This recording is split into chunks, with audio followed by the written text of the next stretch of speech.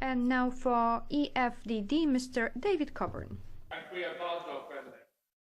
Proposals requiring mandatory exchange of tax information undermine tax sovereignty of the nation states, individual privacy and attorney-client privilege, and also the director's duty to arrange the tax affairs of companies in order to pay as little tax as possible. We in Britain believe that the taxpayer has the right to do everything possible within the law, I say within the law, to minimise their tax exposure.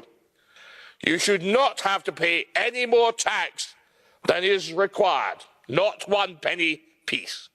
Taxpayers should be allowed to enjoy the fruits of their hard labour, not have it wasted by the state.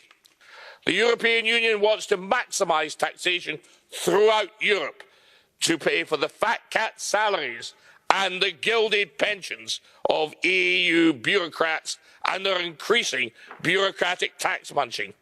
Your attitude to the rights of the individual is one of the reasons the UK is leaving the EU, and I encourage the Czechs, the Hungarians and the Poles to do likewise.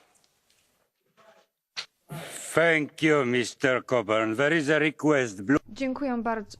Frunzulică, would you be so kind to accept it? I always enjoy questions from Mr. Frunzulică.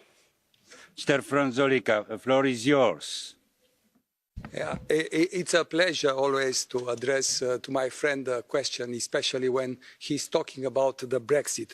Do you know, Mr. Coburn, that in the city of London, so famous, you know, for its banks and financial companies settled there, you know, lots of directives, European Union directives considering taxation were not applied and are not applied yet. It seems that, you know, already the city is a kind of fiscal paradise.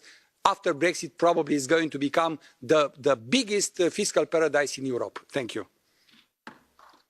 Mr. Coburn, 30 seconds, sharply.